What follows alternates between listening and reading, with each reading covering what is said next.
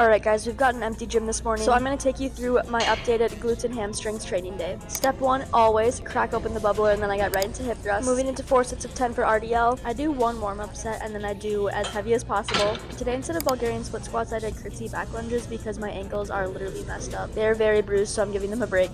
Also, a new addition to my routine is cable step-ups. This is such a good glute targeting exercise, and for the past 3 weeks I've been progressive overloading, so I'm tracking my workouts and making sure that I'm staying consistent with the same exercises and making sure that I'm upping the weight, and it's going very well so far. But I finished off with cable kickbacks, and that is my glutes and hamstrings day lift. I also like to finish each training day with a bit of core. If I don't have the ab crunch machine, the next best thing is cable ab crunches. So I just use this super tall cable one.